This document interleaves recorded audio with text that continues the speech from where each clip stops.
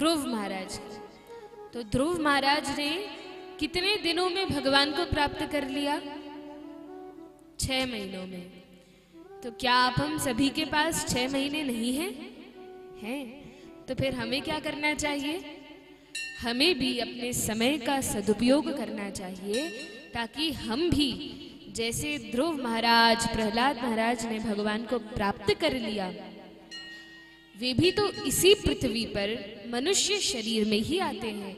उनके जीवन में भी बहुत संघर्ष होता है, लेकिन फिर भी वे अपनी भक्ति के माध्यम से भगवान को प्राप्त कर लेते हैं। उसी प्रकार से हमसे भी भगवान बहुत कुछ नहीं चाहते, और उन्होंने तो तपस्या की थी। ये बताइए, ध्रुव महाराज 5 वर्ष के बालक थे और इतनी दूर चल के वे मधुपुरी जाते हैं, मथुरा जाते हैं, वहाँ 6 महीने तक जंगल में तपस्या करते हैं, तब भगवान उन्हें प्राप्त होते हैं। हमें तो उतना भी नहीं करना। क्यों? क्योंकि कलयुग केवल नाम आधारा, सुमिर सुमिर नर उतरहि पारा। तो इस कलयुग में तो केवल हरि नाम की महिमा है। हमें तपस्या भी नहीं करना, कोई ध्यान भी नहीं लगाना, एक पांव पे खड़े होकर हाथ ऊपर करके सर्दी गर्मी बारिश को भी नहीं झेलना। हमें तो अपने घरों में रहकर, घरों में बैठकर आराम से क्या करना है? केवल हरि नाम का जप करना है। और यदि हम इतना भी नहीं करेंगे, तब तो फिर हमारा कल्याण संभव नहीं है, फिर कल्याण नहीं हो सकता। तो यह जो कलयुग है, ये बड़ा विषम है।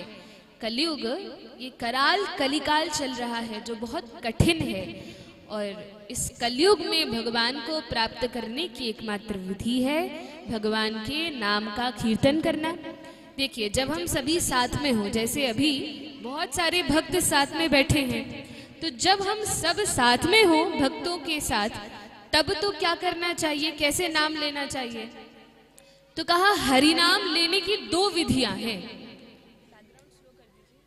हरि नाम लेने की 2 विधियां हैं। एक तो है जप के द्वारा। जब हम हरि नाम का जप करते हैं, कैसे जप करते हैं? किस महामंत्र का जप करते हैं आप लोग? हरे कृष्णा कृष्णा कृष्णा हरे हरे, हरे राम राम राम हरे हरे। इस महामंत्र का हम जप करते हैं। तो एक तो ये विधि है हरि नाम लेने की, और दूसरी विधि हरि नाम लेने की है कीर्तन करना। बहुत सारे मृदंग, करताल आदि वाद्य यंत्रों के साथ, और जोर जोर से भगवान के नाम का कीर्तन करना। ये 2 विधि है। अब जब हम अकेले हो, हमारे साथ कोई नहीं हो संग करने के लिए, साधु संग नहीं हो, वैष्णवों का संग नहीं हो, तब क्या करना चाहिए? तो तब अकेले बैठकर अपनी जप माला लेकर भगवान के नाम का जप करना चाहिए। और जब भक्तों के 2, 4, 5 या अधिक भक्तों के साथ में हम हो, तब खूब जोर जोर से हरिनाम संकीर्तन करना चाहिए। तो इस प्रकार से अपने समय को व्यर्थ गवाए बिना जितना अधिक से अधिक हो सके हरिनाम का आश्रय लेना चाहिए। कल हम सभी ने ध्रुव महाराज की कथा को सुना। ध्रुव महाराज स्वयंभू मनु के जो पुत्र हैं उत्तानपाद, उनकी जो पत्नी है सुनीति, उनके पुत्र हैं ध्रुव। दूसरी पत्नी सुरुचि के पुत्र हैं उत्तम। ध्रुव महाराज ने तो भगवान को प्राप्त कर लिया और राजा बन गए। आगे वर्णन आया कि जब ध्रुव महाराज इस पृथ्वी का राजपाठ सब स्वीकार करके और अपनी अवधि पूर्ण करके जब भगवान के धाम जाने लगे, जब उनका पृथ्वी पर से समय पूर्ण हो गया और जब वे भगवत धाम को लौटने लगे, भगवान के धाम जाने लगे, उस समय वैकुंठ से भगवान ने विमान भेजा कि जाओ विष्णुदूतों, जाकर ध्रुव महाराज को कहाँ छोड़कर आओ। मृत्यु के बाद कौन सा लोक दिया था भगवान ने? हम देखते हैं ना, रात्रि के समय ध्रुव तारा चमकता है, तो वो ध्रुव लोक भगवान ने ध्रुव जी के नाम किया है। तो विष्णु दूतों से कहा कि जाओ जाकर विमान पर बैठा कर और ध्रुव जी को ध्रुव लोक में छोड़कर आओ। कहा ठीक है। विमान आ गया और ध्रुव जी मृत्यु के सिर पर अपना हाथ रखकर और मृत्यु को लांघकर विमान पर बैठ गए और ध्रुवलोक को जाने लगे। लेकिन जब ध्रुवलोक जा रहे थे तो रास्ते में ही, अभी बस निकले ही थे महल से, और रास्ते में ध्रुव महाराज को याद आया। वे सोचने लगे कि मैं कैसे भक्ति में लगा, मैं तो पहले भगवान को जानता नहीं था, किसने भगवान के विषय में बताया? तो किसने ध्रुव जी को सबसे पहले भगवान के विषय में बताया था? उनकी माता ने। उनकी माता ने बताया था भगवान कहाँ मिलते हैं, भगवान की शरण लेना चाहिए। ये किसने सिखाया था? ध्रुव जी की माँ ने सिखाया था। तो जाते जाते स्मरण करते हैं, याद करते हैं कि मुझ पर कितनी कृपा हुई। माँ ने एक बार बताया कि भगवान कहाँ मिलते हैं, कैसे मिलते हैं, उनकी शरण ग्रहण करनी चाहिए। और तब मैं तपस्या के लिए निकला, फिर मुझे भगवान भी प्राप्त हो गए, दर्शन भी प्राप्त हुआ, और फिर भगवान ने वरदान भी दिया।